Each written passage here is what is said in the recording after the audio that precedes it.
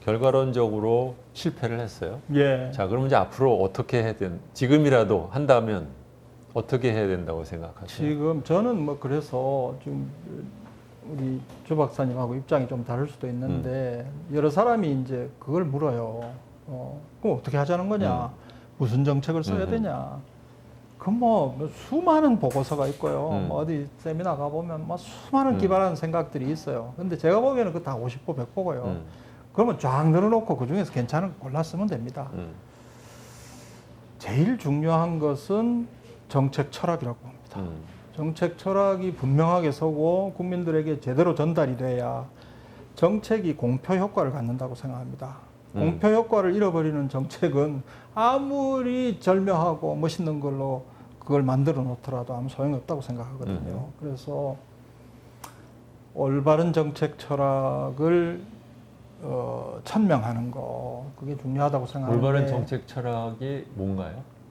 저는 그걸 뭐 토지공개념이라고 보고요. 토지공개념 중에서도 그냥 시장 친화적인 토지공개념 이렇게 이제 불러왔어요. 그래서 그런 시장 친화적인 토지공개념의 중요성을 강조하고 그게 우리 앞으로 예를 들면 뭐 이 민주당 정권의 장기 방향이다라든지 뭐 그렇게 하려면 개헌하고 연관이 되지 않겠어요?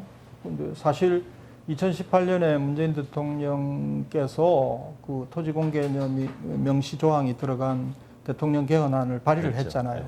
근데 그걸 슬쩍 내놓고는 그냥 유야무야 되도록 하고 말았단 말이죠. 그런데 다시 재개하고 지금 어차피 이제 조금 있으면 개헌 얘기가 나올 수밖에 없으니까 그 중요성을 강조하고 또 그다음 그 다음에는 이제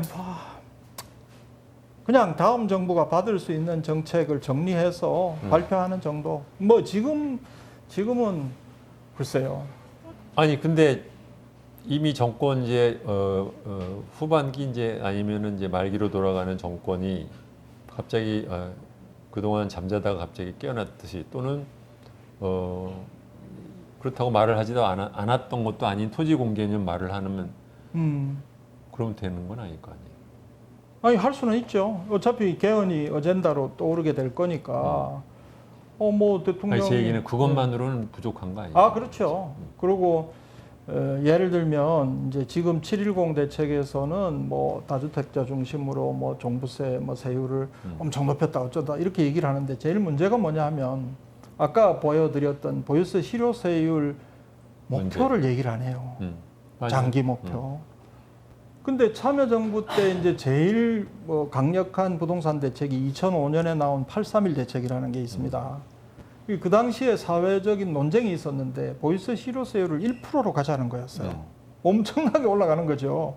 그 엄청난 논쟁이 저는 사실은 벌어졌고, 그 말 했을 때요. 예. 저 사람들 자기네들이 지금 무슨 말 하는지도 모르는 사람들이 저 소리 한다 생각을 뭐 했어요. 엄청난 수준으로 올라가는 그게 건데 무슨 뜻인지를 알면 감히 그 소리 또 못해요. 그래서 그게 이겼다니까요. 실효세율 1%가 이겨가지고 831 대책에서 그걸 구현하기 위해서 정책을 만들었는데 해보니까 안 되는 거예요. 1%까지 도저히 못 가는 거예요. 아마추어지. 그래서 이제 831 대책 당시에 제시한 목표가 뭐냐면 0.61%입니다. 참여정부 때. 이거 간다. 그리고 법안에 종합부동산세 법안에 그 강화의 장기 로드맵을 법안 안에 집어넣었습니다. 그 처음 종합부동산세법을 한번 찾아보십시오.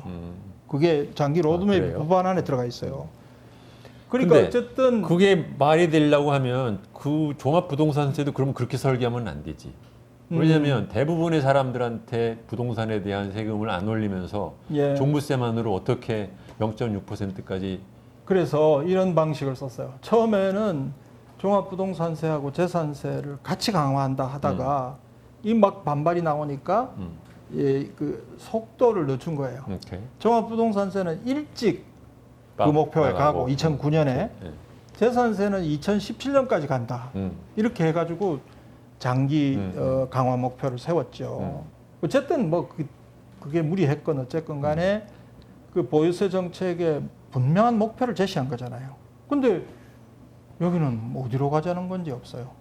근데 그것도 역시 그 당시에도 그거 역시 정권 후반에 얘기를 했기 때문에 2005년이니까. 3년 2005년이니까 지나고 난 뭐 2005년이니까 한참 이제 그 2005년에 8.3.1 대책이 참여정부 부동산 정책의 막 그야말로는 꽃이거든요. 절정이라고 볼 수 있습니다.